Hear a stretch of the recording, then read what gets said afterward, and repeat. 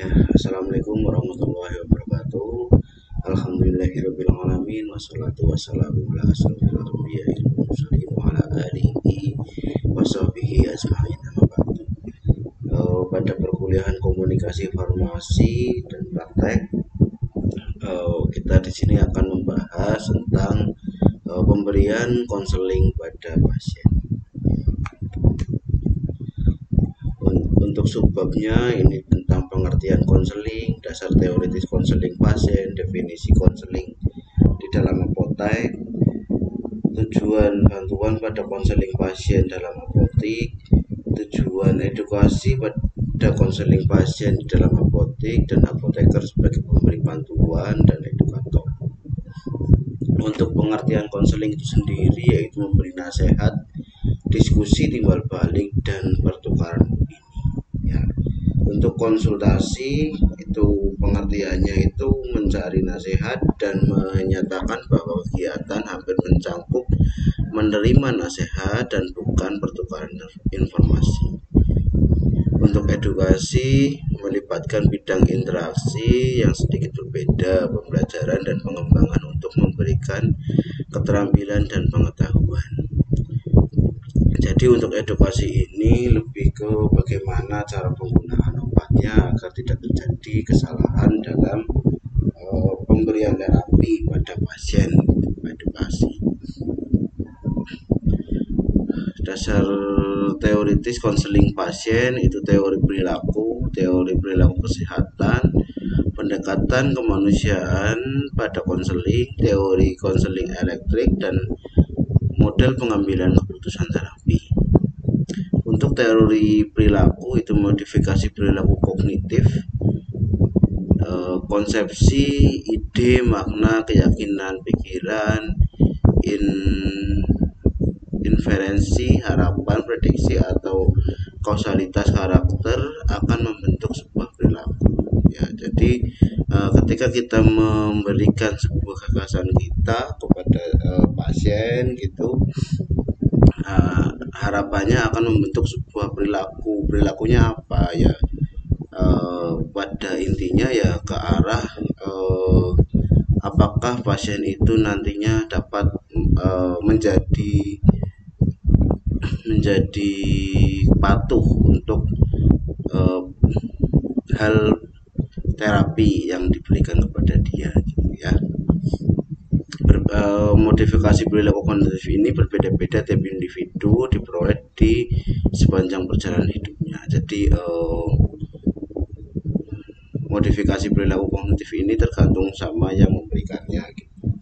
Untuk konseling itu persuasi dan argumentasi, asumsi yang salah, simpulan yang tidak rasional, dan kesalahpahaman seseorang akan diubah sehingga orang tersebut berpikir, merasa, dan bertingkah laku dengan dasar yang lebih rasional. Jadi contohnya ketika pasien itu tidak patuh, misalkan pasien diabetes mellitus itu tidak patuh dalam terapinya gitulah. Di sini konseling ini apoteker itu memberikan sebuah asumsi, argumentasi, atau masukan kepada pasien sehingga nantinya dia itu lebih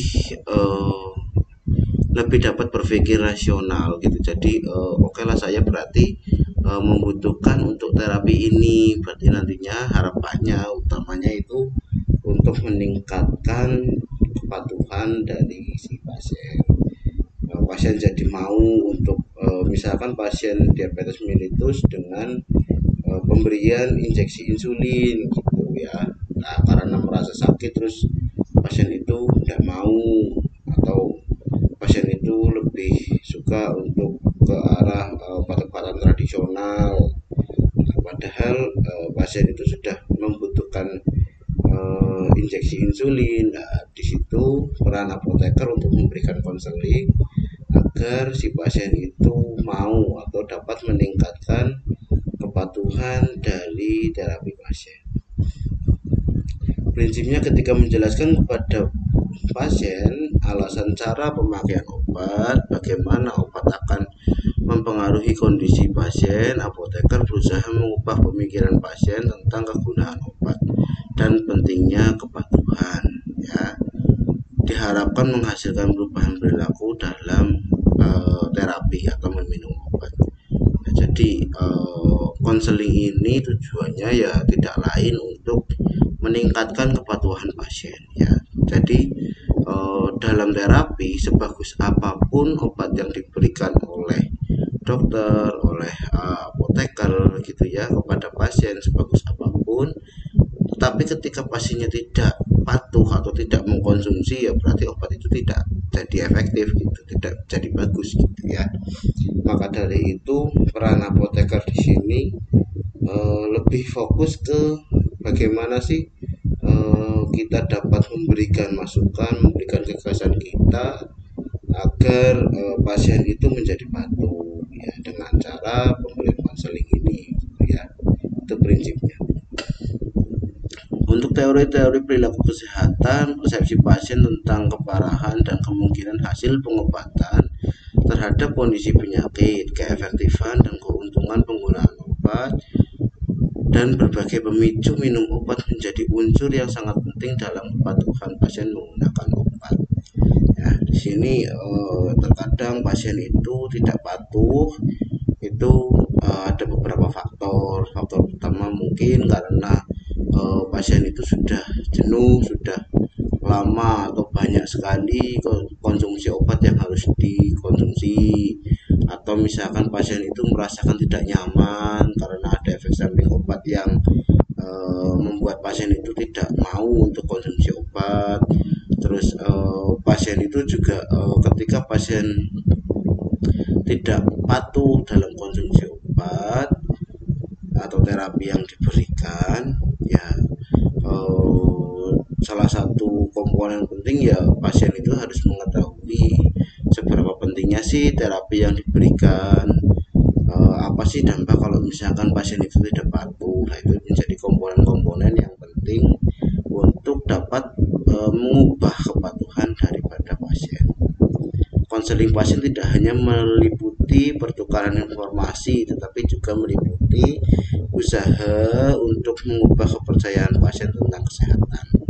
Ya, kadang ada juga pasien yang lah udahlah aku udah nggak mau minum obat gitu. Itu eh, peran apoteker berperan di sini untuk bagaimana caranya untuk meningkatkan kepatuhan pasien. Pendekatan kemanusiaan pada konseling. Ketika tidak patuh, seorang pasien bukan sekedar berperilaku tidak mau menggunakan obat, tapi pasien juga tidak patuh karena pikiran dan perasaan pasien tersebut tentang sakit dan penggunaan obatnya. Ya, ketidakpatuhannya itu. Ketika memberikan konseling pada pasien, apoteker harus menyadari bahwa pasien itu hanya berperilaku akibat kendali eksternal berupa rangsangan dan imbalan terapi, juga berpikir dan berperasaan. Konseling yang berpusat pada orang itu didasarkan pada pendapat bahwa manusia secara alami akan membutuhkan dan mengembangkan kapasitasnya, aktualisasi diri. Seorang mampu menyelesaikan permasalahannya sendiri bila memiliki hubungan dengan orang yang membantu tanpa menghakimi dan mempertahankan dengan tulus dan ikhlas ya, dan memperhatikan dengan tulus dan ikhlas.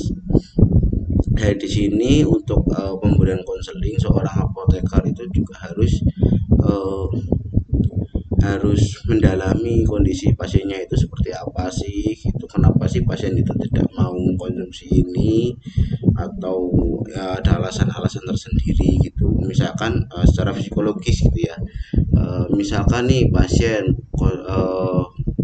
pemberian insulin diabetes mellitus karena pankreasnya itu sudah tidak dapat memproduksi insulin. Nah, otomatis kan harus diberikan insulin ya. Nah, tetapi pada suatu saat pasien itu lupa, tidak menyimpan insulin yang benar. Nah, di situ ternyata dibuat mainan sama cucunya atau anaknya gitu.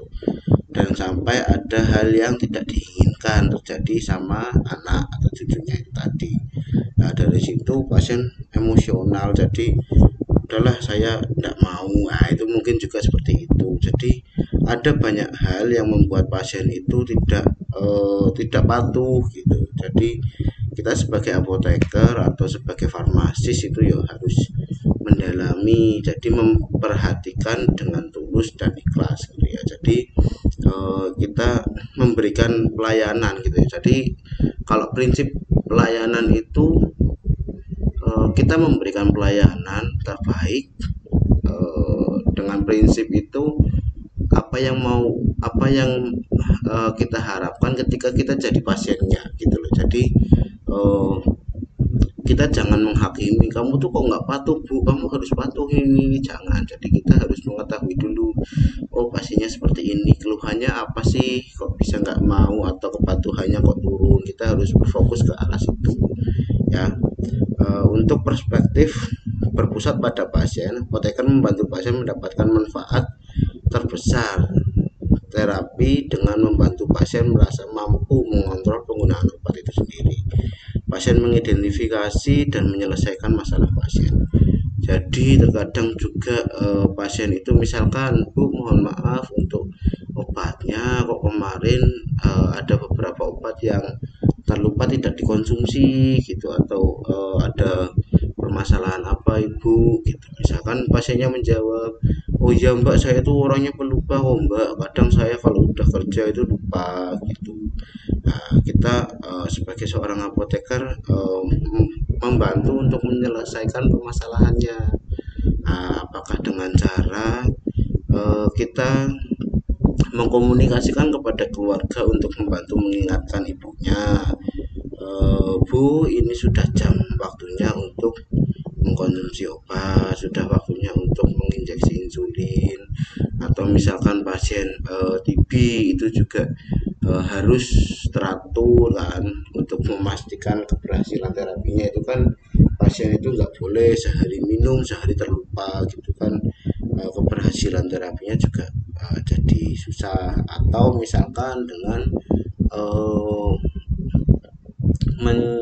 memberikan saran kepada pasien untuk membeli misalkan kayak kotak obat itu yang kan ada kotak obat yang sehari-sehari gitu kan ada. Nah itu untuk dapat meningkatkan kepatuhan pasien juga ya. Jadi hal-hal seperti itu yang menjadi titik penting dari seorang apoteker kepada pasien itu seperti itu. Teori konseling elektrik, proses membantu asumsi manusia bertanggung jawab atas perilaku dan keadaan, dan bahwa pada dasarnya manusia mampu menyelesaikan masalah sendiri. Ada tiga tahap, yaitu mengklarifikasi masalah, menyelidiki pandangan orang tersebut tentang masalah, menetapkan sasaran, memperoleh gambaran tentang masalah orang tersebut, dan menetapkan sasaran untuk mengatasi masalah, membantu melaksanakan tindakan, membuat orang tersebut merencanakan atau melaksanakan dan mengevaluasi cara sampai sasaran yang ditetapkan ya. Jadi seperti tadi itu, kenapa sih kok ibu tidak patuh, oh ternyata lupa, oh ternyata karena enggak apa namanya, pernah ada kejadian yang tidak diharapkan, jadi ibunya nggak mau, malas lah gitu. Atau misalkan saya kok sudah mengkonsumsi obat hipertensi ini, kok udah bertahun-tahun saya konsumsi setiap hari kayak gini banyak, kok tekanan darah saya kok nggak turun-turun, kok nggak normal-normal, kok nggak kayak orang lain yang nggak hipertensi gitu ya. Itu berbagai masalah yang kita harus mengklarifikasi masalah tersebut. Nah kalau misalkan masalah sudah diketahui, kita tetapkan sasarannya. Oh berarti kalau misalkan lupa, tadi ada alat yang buat tempat menyimpan obat agar kepatuhan terapinya menjadi meningkat. Atau misalkan bisa juga dengan memasang alarm di HP kan. Zaman sekarang HP udah setiap hari dipegang. Nah, pasangkan alarm. Ketika alarm berbunyi itu berarti waktunya untuk mengkonsumsi obat. Ya banyaklah solusi-solusi untuk dapat meningkatkan kepatuhan daripada pasien. Ya di situ peran konseling yang diharapkan ya dari seorang apoteker ke pasien. Untuk model pengambilan keputusan terapi ini ada model tradisional dan modern. Ya tradisional itu zaman dulu, konteks apoteker dan pasien. Apoteker dapat berada dalam posisi pembuat keputusan ketika mendiskusikan pengobatan sendiri atau swamedikasi. Jadi misalkan pasien datang, Mbak, saya merasa batuk, saya kok batuk, saya pilek gitu, atau misalkan anak saya ini umur 1 tahun itu pilek, Mbak, obatnya apa nggih. Nah itu kan bisa kita berikan keputusan gitu ya. Jadi tentang swamedikasi nanti kita akan bahas lebih lanjut. Pada dasarnya swamedikasi itu ketika pasien itu datang ke apotek dan membutuhkan obat-obatan yang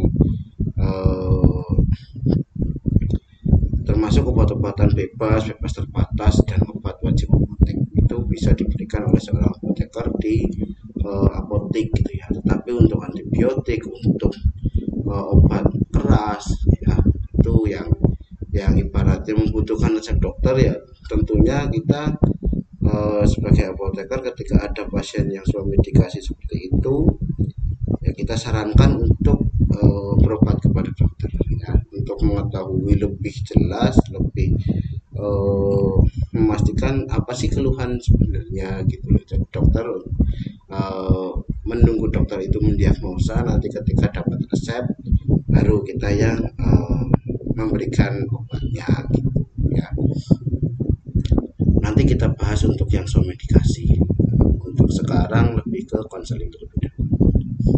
Untuk konteks obat resep, apoteker lebih berperan sebagai perantara hubungan antara dokter dan pasien.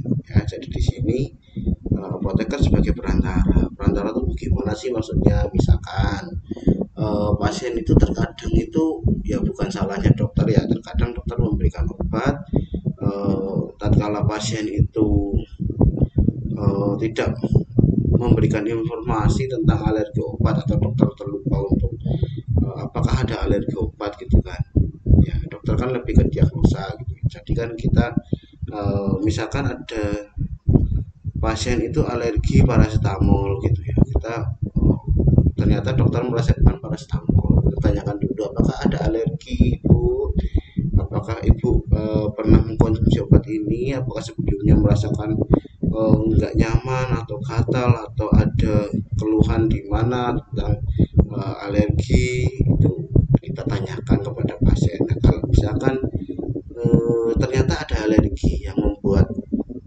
kejadian yang tidak kita harapkan dalam terapi, ya kita bisa untuk mengkomunikasikan kepada dokter yang bertanggung jawab terhadap pasien atau DPJP, atau dokter yang menuliskan resep.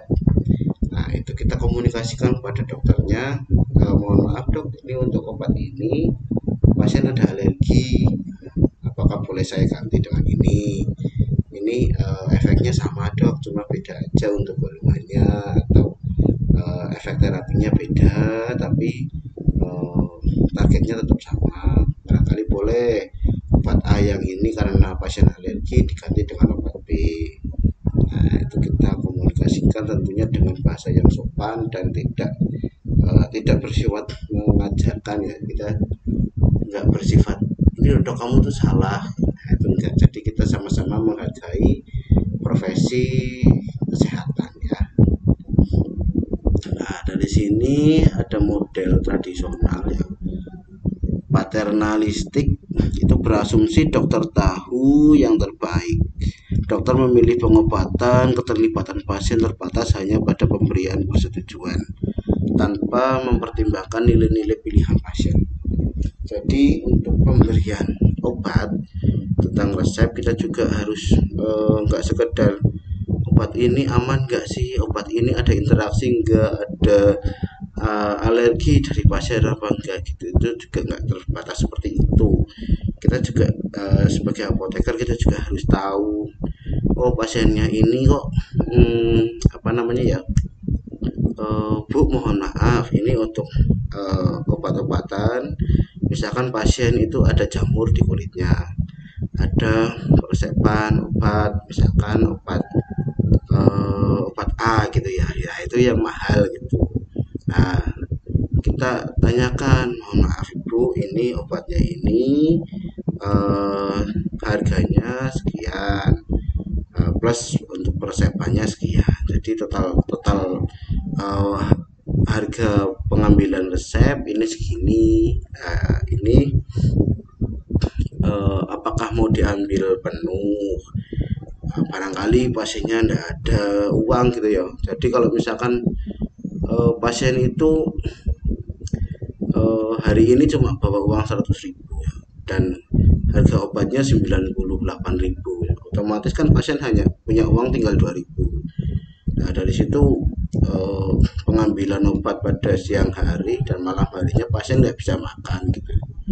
Itu juga harus kita pikirkan gitu loh. Jadi nggak semata-mata kita memikirkan tentang terapi, tentang kita untung atau enggak, atau rugi atau gimana. Kita juga harus memikirkan hal-hal seperti itu. Apakah pasien itu mau mengambil sepenuhnya atau diambil separuhnya dulu juga bisa, kan nanti kita buatkan, kalau misalkan di farmasis itu kan buatkan kopi resep pengambilan setengahnya dulu lah gitu, atau udah mbak nggak apa-apa, ada kok, eh, diambil penuh aja gitu.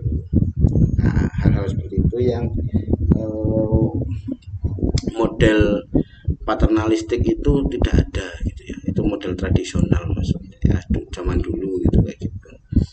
Pengambilan keputusan setelah diberikan informasi lengkap, pasien sendiri akan membuat keputusan setelah mendapatkan semua informasi teknis yang dibutuhkan. Peran klinisi adalah memberikan informasi untuk membantu pasien mengambil keputusan. Profesional sebagai agen berasumsi hanya dokter yang mempunyai pengetahuan klinis dan memadai untuk membuat keputusan akhir. Menyadari pentingnya mengikut sertakan pilihan pasien. Ya, keputusan akhir dibuat oleh klinisi. Ya, jadi untuk profesional sebagai agen itu keputusan akhirnya tetap oleh klinisi gitu ya, oleh apoteker dan berdasarkan resep dari dokter gitu. Nah, terus untuk model yang modern, pengambilan keputusan bersama. Jadi pasien dan klinisi terlibat dalam proses pengambilan keputusan. Informasi dan nilai-nilai dibicarakan bersama menggunakan pengetahuan teknis dan pengalaman dokter serta pengalaman kultur dan pilihan pasien. Ya. Jadi pada zaman sekarang ya, ya ini diharapkan ya, emang sudah banyak sih, sudah banyak yang seperti itu. Jadi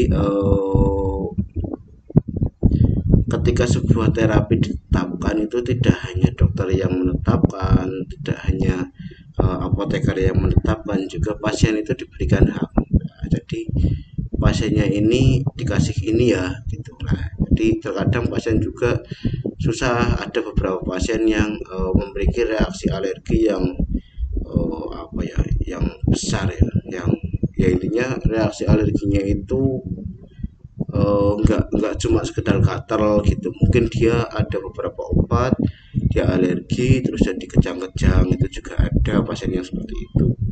Nah, hal-hal itu yang menjadi dasar pengambilan keputusan oleh pasien gitu ya, jadi kita juga harus melihat seperti itu. Nah, kerjasama dengan dokter atau komunikasi dengan dokter itu ya tentang bagaimana sih kita memberikan terapi yang terbaik untuk pasien gitu ya, berdasarkan dokter diagnosa penyakitnya kok ini gitu, misalkan penyakitnya CA buli gitu ya, kanker kandung kemih. Nah, itu kankernya itu sudah separah apa. Nah, nanti kita komunikasikan, kita kerjasama, kita berdiskusi tentang pengambilan keputusan pemberian terapi ya. Misalkan pasiennya ini kok ada pendarahan karena ada kanker di mana gitu ya. Nah, itu kita komunikasikan, kita konseling dengan dokter. Oh, dok, untuk pereda nyerinya apakah bisa diberikan obat ini nantinya untuk dapat mengurangi nyeri dari pasien, atau misalkan keadaannya itu ada pembengkakan karena dokter itu bilang ini kadar albumnya segini, ini ibu albumin. Oh ya dok, ini eh, kemungkinan dari ini apa ya gitu, dari albuminnya. Nah, ini nanti kita sarankan untuk pemberian albumin untuk meningkatkan albumin atau bagaimana. Jadi apa namanya, kita sebagai profesi kesehatan kita harus ya tidak boleh ada sekat gitu ya. Jadi ada sekat batasan ada, tetapi ya kita harus bekerja sama ya. Tujuan utamanya ya untuk meningkatkan keberhasilan terapi itu tadi ya. Jadi dokter mendiagnosa, apoteker memberikan pilihan obatnya. Nah, setelah dokter penanggung jawab ACC obatnya, nanti biasanya yang memberikan itu perawat. Jadi ada kerjasama tim medis di sini untuk memberikan pemberian terapi terbaik untuk pasien kan kayak gitu ya.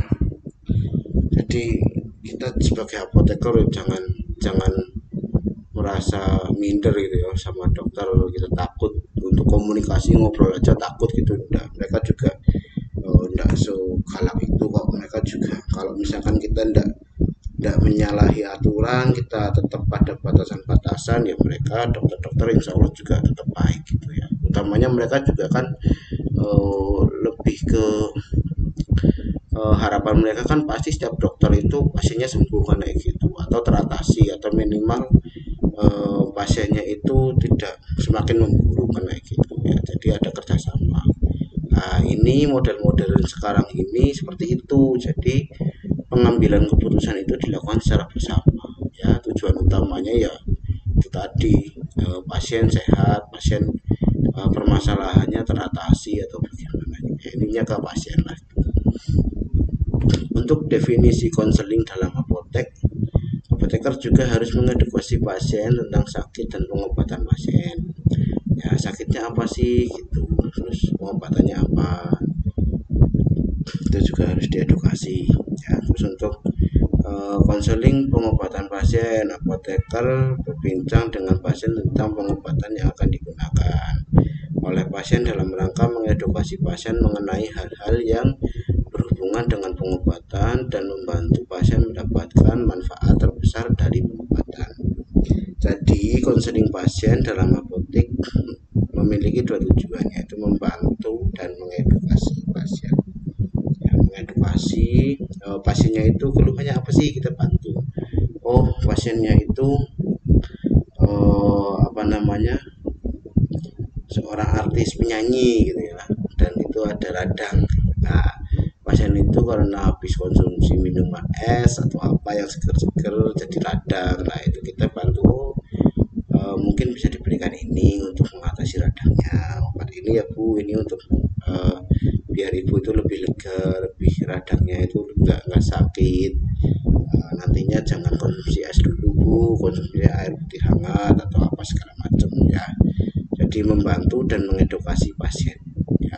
Ya tadi saya ulang-ulang terus, pada prinsip terapi ya, tujuan utamanya kesehatan dari pasien gitu ya. Tujuan dari konseling pasien dalam apotek itu membangun hubungan dengan pasien dan mengembangkan kepercayaan ya. Dari apa yang kita berikan kepada pasien, ketika kita memberikan secara tulus kepada pasien, kita tidak semata-mata hanya untuk mengejar ekonomi gitu ya. Kita tulus memberikan hal terbaik, terapi terbaik untuk pasien.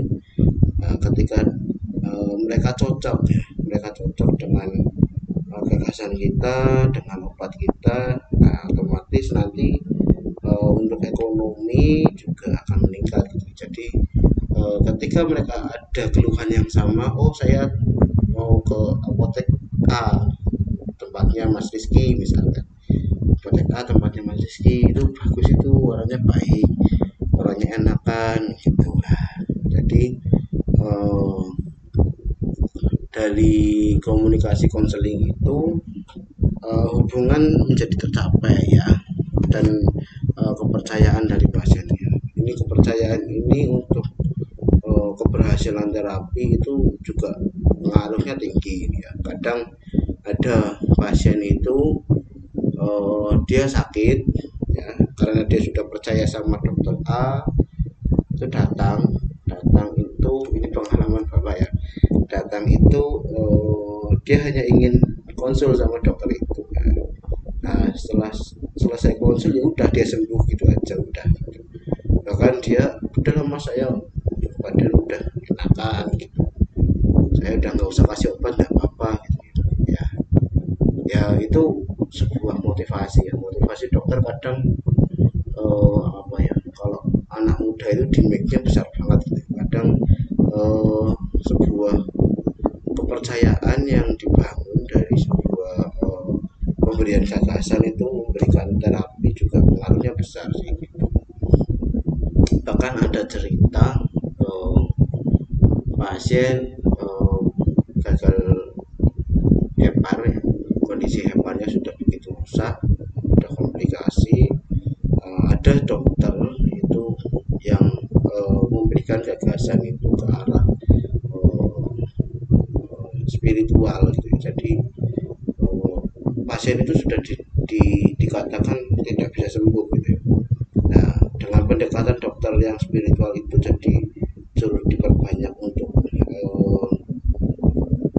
beramal, untuk banyak berbagi gitu ya. Ternyata ada beberapa pasien yang sembuh gitu, dan dokternya itu juga mengatakan, saya juga kok heran gitu, kok bisa sembuh ya, ya itu kodarullah lah namanya.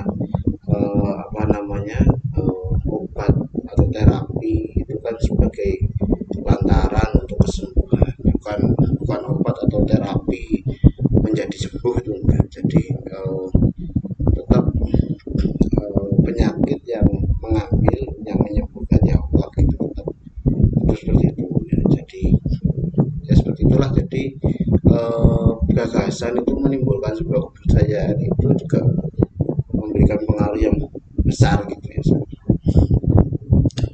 Untuk berikutnya, menunjukkan perhatian dan kepedulian pada pasien tadi, membantu pasien mengatur dan mengadaptasi pengobatan pasien, membantu pasien mengatasi dan mengadaptasi sakit yang diderita pasien, menghindari atau meminimalkan masalah yang berhubungan dengan efek samping yang merugikan, ketidakpatuhan saat ini dan ketidakpatuhan saat yang akan datang.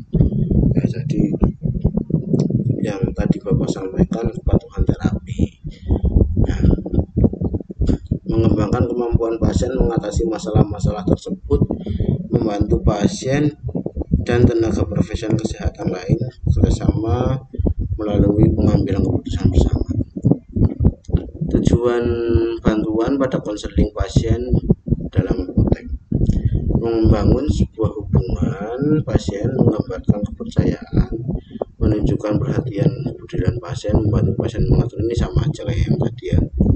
Terus untuk tujuan edukasi pada konseling pasien dalam apotek itu memberikan informasi yang sesuai kebutuhan pasien tentu dengan masalah tertentu ya, memberikan informasi yang sesuai dengan kebutuhan pasien tertentu dengan masalah tertentu, memberikan keterampilan metode yang dapat digunakan pasien untuk mengoptimalkan terapi dan efek pengobatan pasien, menyajikan informasi dan arahan yang menggunakan metode edukasi yang cocok untuk pasien tertentu dengan kondisi tertentu, mengedukasi tenaga profesional kesehatan lain tentang hal-hal yang berhubungan dengan obat ya.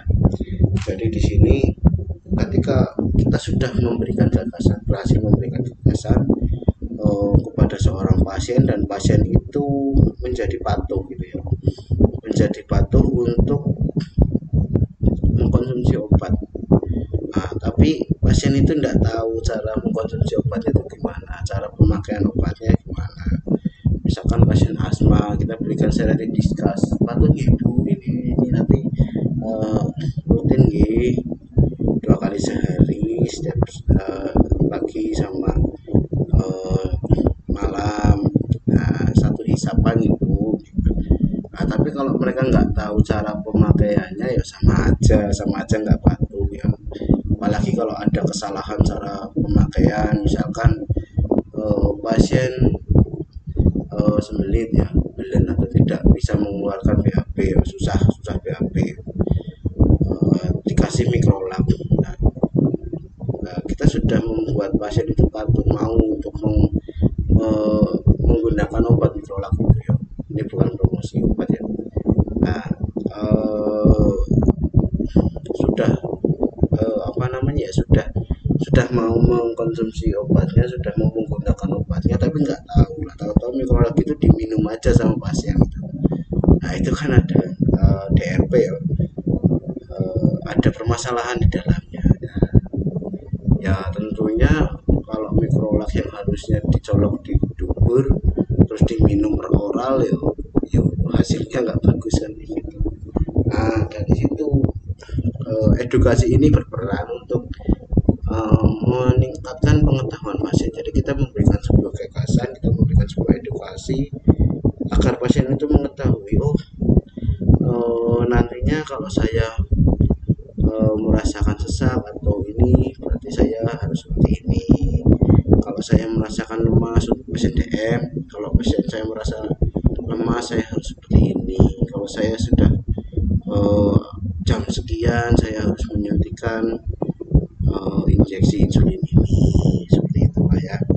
Jadi hal-hal seperti itu yang juga terkait sama efek sampingnya. Jadi terkadang ada obat yang kita berikan pasien sudah patuh, ternyata ada efek samping.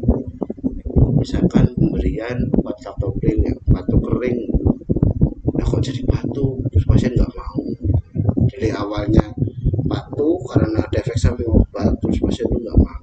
Nah, itu juga kita harus memberikan edukasi, seperti ini, kalau terjadi efek samping seperti ini, solusinya apa sih? Nah, gitu. Kita harus berikan solusi tersebut.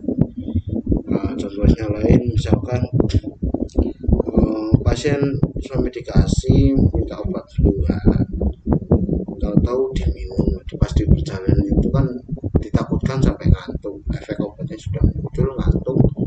Nah, itu kan tidak baik. Itu juga harus diberikan edukasi kapan pasien itu lebih baik mengkonsumsi obatnya. Jadi apakah boleh ketika pasien itu mengkonsumsi obat sedangkan efek samping obatnya itu menghasilkan rasa kantuk gitu ya. Jadi membuat pasien itu ngantuk, gitu kan jauh lebih membahayakan. Nanti flu-nya atau pileknya itu sembuh tapi pasiennya tidur sembari berkendara, kan lebih bahaya gitu. Jadi edukasi ini, edukasi di dalam sebuah konseling ini berperan penting juga gitu ya. Jadi untuk meminimalkan hal-hal yang tidak diinginkan, baik itu efek samping obat, baik itu ketidaktahuan pasien yang menurunkan kepatuhan pasien dan lain-lain. Itu fungsi dari pemberian edukasi kepada seorang pasien. Apoteker sebagai pemberi bantuan edukator, model medis yaitu pasien pasif ya.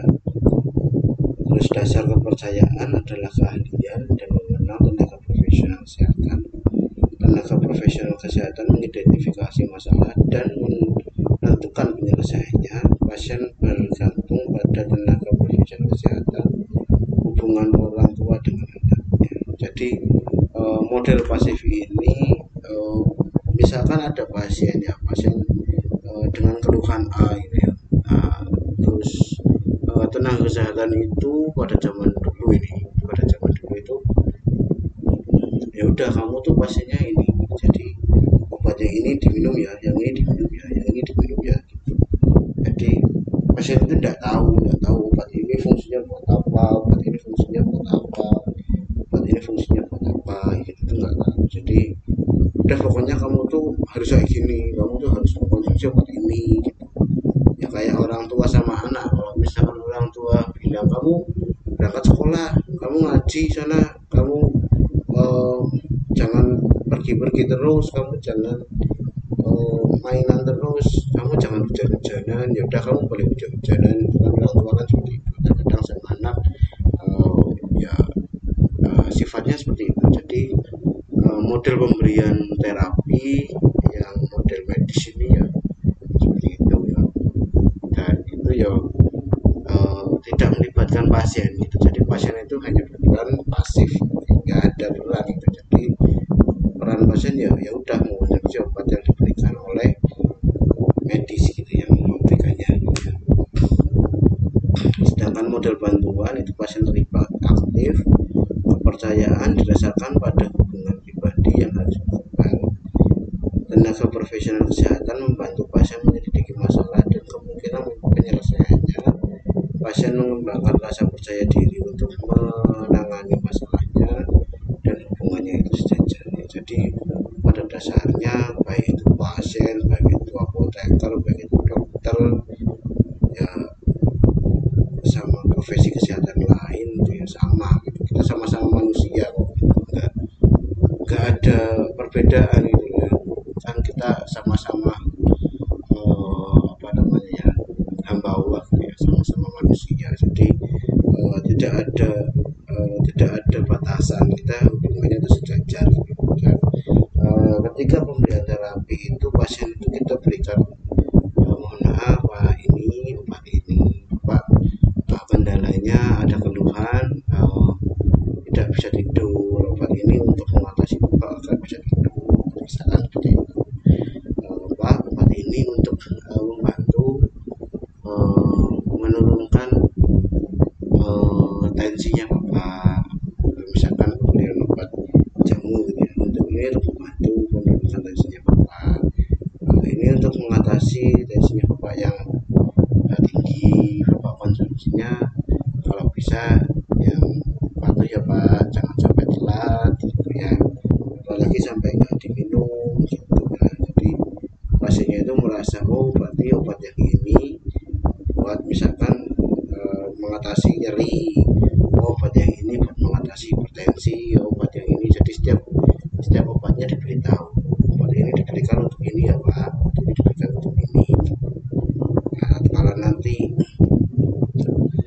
pasien itu sudah kita berikan gagasan, kita sudah berikan edukasi fungsi dari masing-masing obat, efek samping obat, kita berikan kesempatan dia untuk memberikan pertanyaan. Barangkali pasien itu lupa, oh tadi cara pemakaiannya ini gimana ya Mbak, oh ini tadi yang ini buat apa ya, ini buat rasa kantuk atau buat nyeri atau buat tensi saya atau buat kadar gulanya biar turun, yang mana ya Mbak. Jadi pasien itu terlibat aktif gitu ya. Nggak cuma oke Mas, oke yang ini 1 kali sehari ya Bu, oke gitu ya. Jadi modalnya sekarang model bantuan ya. Sebenarnya prinsipnya ya kita melayani ya, kita kan pelayan kesehatan. Kalau PNS itu pelayan pemerintah, pelayan masyarakat gitu ya, melayani masyarakat ya. Kalau kita karena kita tenaga kesehatan, kita melayani dalam hal kesehatan gitu ya. Sebenarnya kita tuh ya sebagai pelayan gitu ya. Pasien itu butuh apa sih, oke kita setelah kita mengetahui pasien itu butuh apa ya kita tangani. Oh pasiennya ini butuh ini, kita berikan ini gitu ya. Pendekatan edukasi ya, ada 4 konsep yang menjelaskan kondisi dan proses belajar orang dewasa, yaitu konsep diri, pengalaman, kesiapan untuk belajar, perspektif waktu, dan orientasi belajar. Konsep diri mendidik saat anak, hubungan yang terjadi antara guru dan pelajar bersifat satu arah. Orang dewasa cenderung marah bila diperlakukan seperti anak-anak dan menganggap hal tersebut sebagai tidak dihargai, dipandang rendah atau dihakimi. Ya, contohnya misalkan, nah kok bapak itu nggak minum ini, kok kemarin udah tak bilangin suruh minum kok sekarang nggak minum. Nah, bapak sih kok bisa sih bisa terlupa. Nah,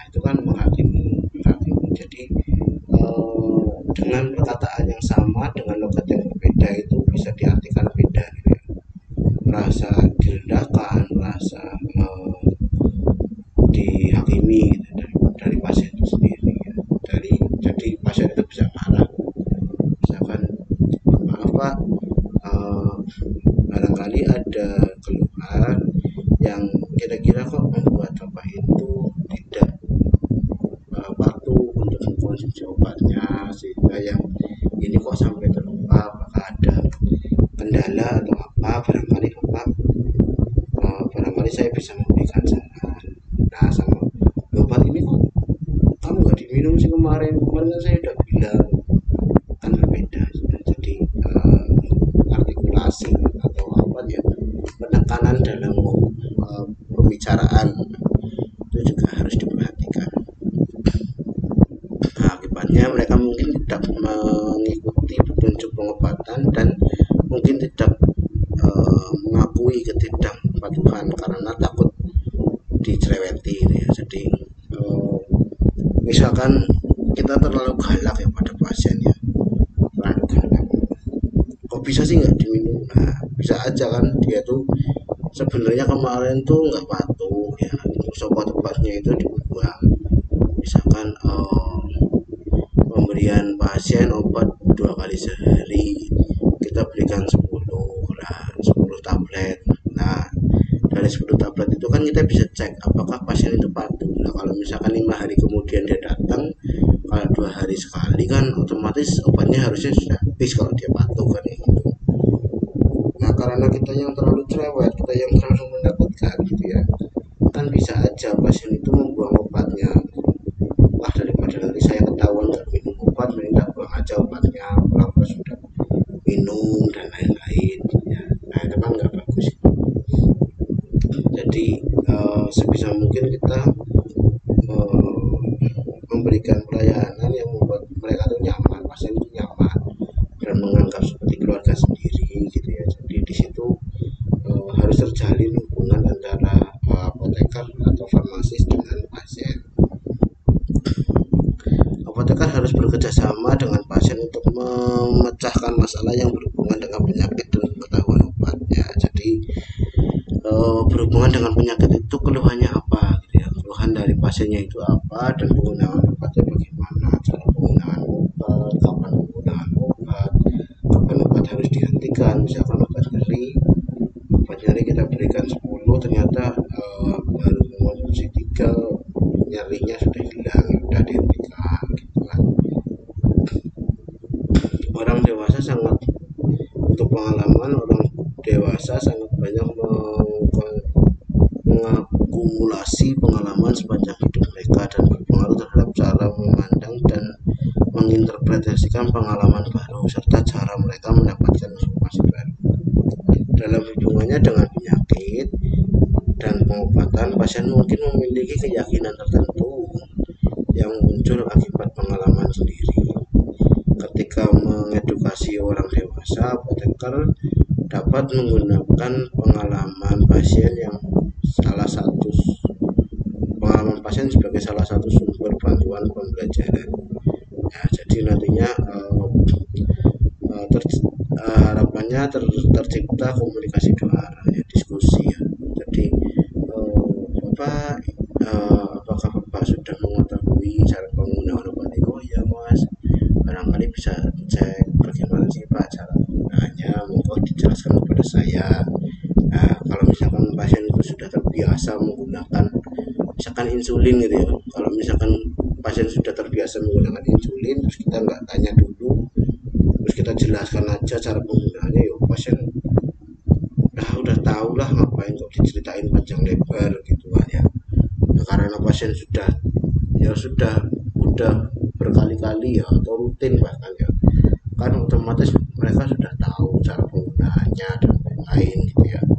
Nah, kalau kita nggak membuat komunikasi dua arah atau diskusi, ya kita nggak tahu kalau pasien itu sebenarnya sudah pernah memakai atau sudah rutin memakai gitu. Ya, jadi pasien nggak bosan lah gitu. Kalau kita menjelaskan cara pemakaian insulin berbelit-belit lama, bahkan sampai dengan bahasa yang tidak mudeng gitu, yang membuat susah ditangkap, dengan bahasa yang susah ditangkap, sedangkan pasien itu sudah rutin, ya malas gitu mendengarkannya kan gitu. Terus kesiapan belajar materi yang dipelajari oleh orang dewasa biasanya hal-hal mendesak yang mengkhawatirkan penting dalam kehidupan sehari-hari. Misalkan pasien mungkin perlu belajar bagaimana menggunakan inhaler atau bagaimana mengatasi penyakit sambil terus bekerja gitu ya. Orang dewasa bersedia belajar apabila mereka merasa perlu mempelajari suatu bidang tertentu. Hindari sikap memerintah atau memberikan petunjuk. Apoteker harus berperan sebagai orang narasumber yang membantu pasien menemukan kebutuhan belajar pasien ya. Jadi kita nggak yang saklek gitu ya, kita memberikan konseling ya sesuai kita aja gitu, nggak saklek gitu. Jadi misalkan pasien itu pekerjaannya padat gitu ya, bagaimana sih pasien kok nanti karena pekerjaan saya yang begitu padat nanti saya terlupa enggak ya. Nah itu kita memberikan solusi-solusi seperti itu, bagaimana caranya biar terapi tetap bisa diberikan gitu ya, pasien nggak khawatir kalau terlupa dan lain-lain gitu lah. Persepsi waktu dan orientasi belajar ya, melalui diskusi dengan pasien apoteker dapat menghindari pemberian informasi berlebihan yang tidak sesuai dengan pasien tertentu atau dengan situasi tertentu. Misalkan anjuran agar pasien agar tidak menjalankan mesin yang berbahaya saat menggunakan obat sia-sia, baik bagi apoteker maupun bagi pasien. Bila pasien adalah seorang nenek usia 80 tahun tidak mengendarai mobil dan tidak berkendara di pabrik. Jadi gimana ya penjelasannya? Jadi misalkan nenek itu mengkonsumsi obat flu gitu ya untuk batuknya, sedangkan dia itu diantar diantar oleh anaknya gitu. Jadi anaknya yang mengendari mobil itu anaknya. Neneknya tuh nggak mengendari mobil, kok kita bilang untuk obatnya ini jangan diminum pada saat berkendara ya Bu, nanti takutnya gini karena efeknya ini membuat ngantuk. Nah, ngantuknya ini karena obat ini seperti ini, jadi ada rasa kantuk nantinya. Nah itu ya nggak usah dijelaskan seperti itulah ya. Jadi karena nenek-nenek itu kan udah usia lanjut, dia nggak mungkin berkendara sendiri, kelayakan sendiri, dan dia juga diantar sama anaknya gitu ya. Jadi nggak perlu. Jadi nanti bilangnya dia mohon maaf Ibu, ini untuk obatnya, ini nanti biar Ibu lebih mudah untuk istirahat. Nanti setelah minum obat harapannya biar Ibu lebih mudah tidurnya. Nanti Ibu jadi pas bangun tidur jadi seger. Terus obatnya itu sudah berefek, jadi nanti Ibu jadi sehat ya Bu. Gitu. Nah, jadi ada hal-hal yang penting kita berikan edukasi kepada pasien, tapi ya harus melihat dulu pasiennya itu apakah sesuai dengan kondisi pasien atau tidak gitu ya.